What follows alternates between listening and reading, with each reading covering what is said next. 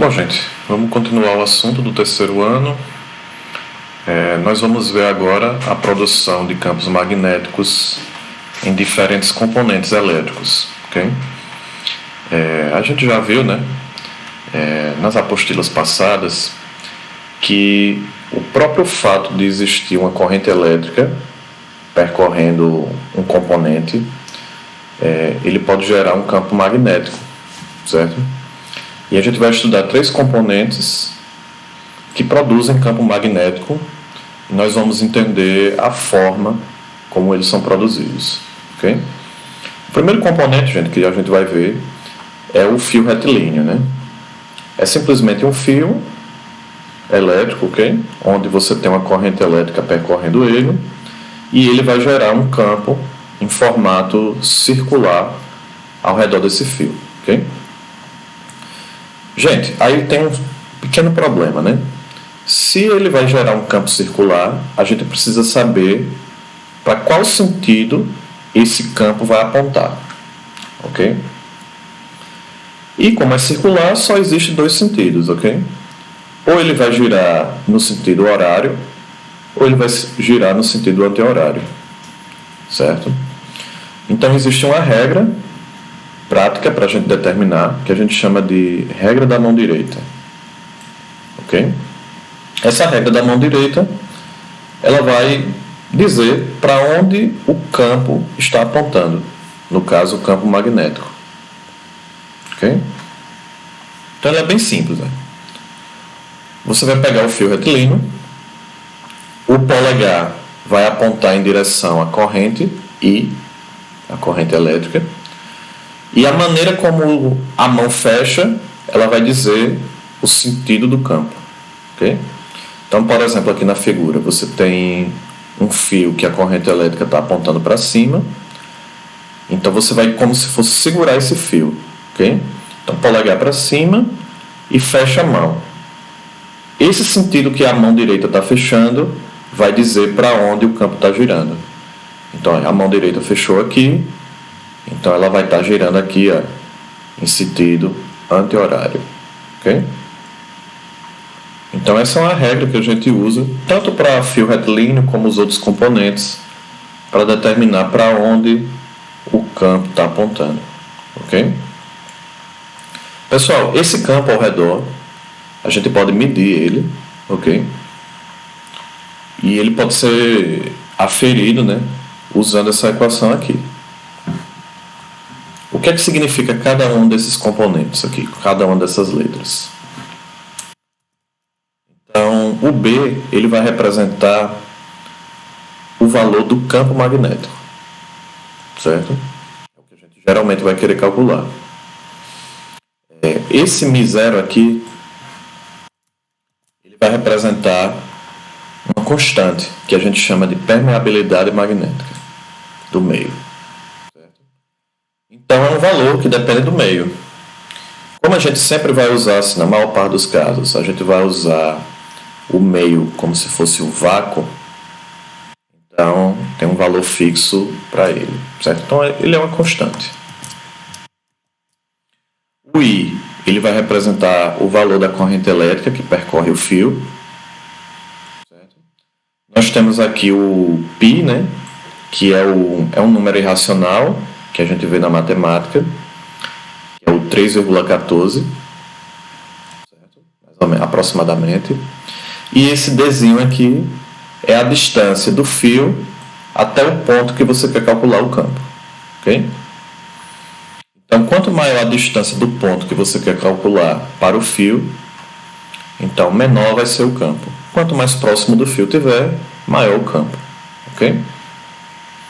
Pessoal, aqui eu tenho uma figura ainda do fio retilíneo, né? Então, eu estou vendo aqui ele de perspectiva, ok? Estou vendo ele de maneira angulada, esse fio, produz um campo circular, certo? Aqui é como se eu estivesse vendo o fio de frente, ok? Veja que ele está representando essa setinha aqui, ó, certo? Como se fosse um pontinho, uma bolinha e um ponto. Toda vez que vocês virem esse pontinho, gente, você encare como se a seta tivesse vindo em sua direção, ok? Então é como se essa seta daqui tivesse vindo na sua direção. Eu estou vendo ele de frente, ok? E toda vez que você estiver vendo esse X aqui, é como se a seta tivesse ao contrário, né? Essa daqui está vindo em sua direção, essa aqui está se afastando de você, ok? Então a bolinha representa vindo em sua direção, o xizinho representa se afastando do seu olhar, ok? Então, dependendo da maneira como você olha para o fio, você pode representar esse campo magnético de diferentes formas, né? Posso olhar ele dessa maneira aqui, campo circular, certo? Eu posso olhar ele visto ele de cima, que eu vou ver a corrente vindo e o campo fazendo esse giro anti-horário, ok? E eu posso ver ele de lado, né?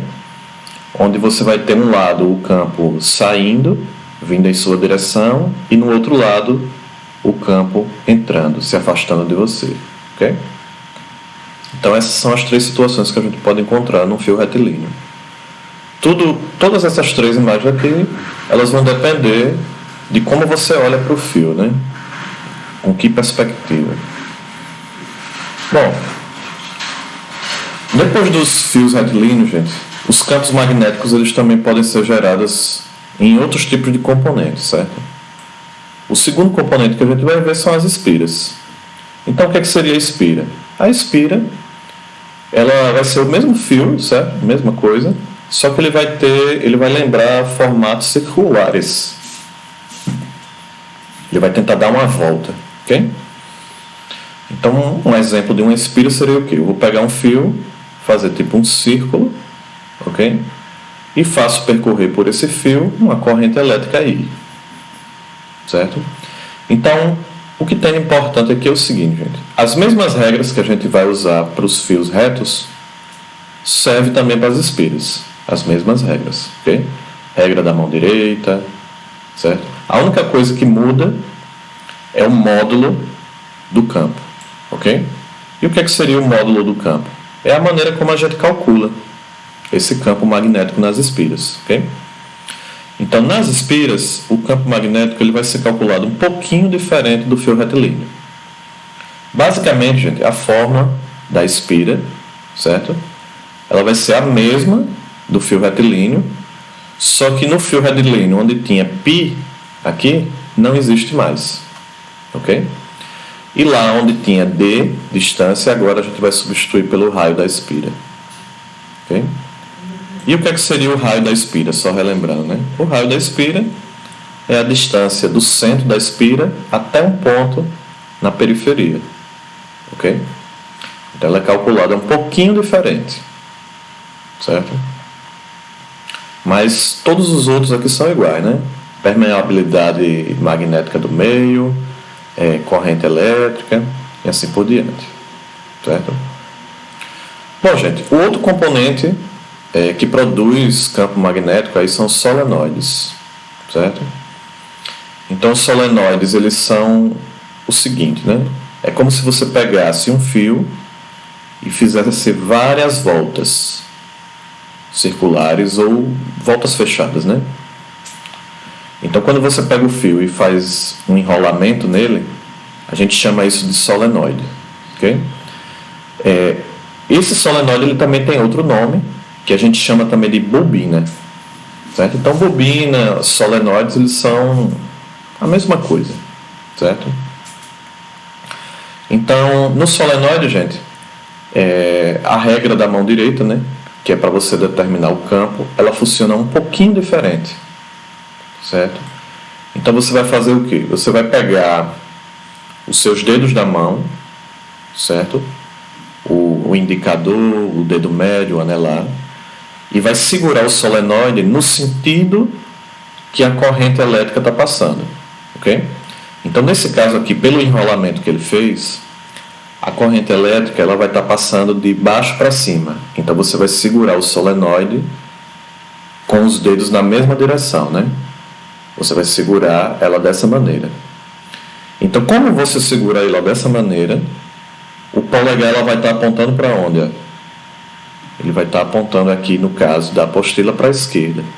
Então, o polegar ele vai dizer onde é que está o polo norte desse solenoide. Ok? Então, se o polo norte está por aqui, né, na esquerda, então o sul tem que estar do outro lado, porque ímã só aparece com dois polos, né? Ele nunca aparece com um polo só. Então, o solenoide ele tem essa regra que é um pouquinho diferente. Ok? Então, lembrando, ó, você segura o solenoide no sentido da corrente elétrica e o polegar vai dizer qual é a direção do campo, do polo norte do campo. Ok? Bom, gente, eu deixei alguns exemplos aqui, né? Tem uma parte que a gente ia esquecendo, certo? O módulo do campo magnético do solenoide, né? O módulo do campo magnético do solenoide ele também é calculado de maneira diferente, certo? Ele está aqui. Então, ó, tem duas variáveis novas aqui, né?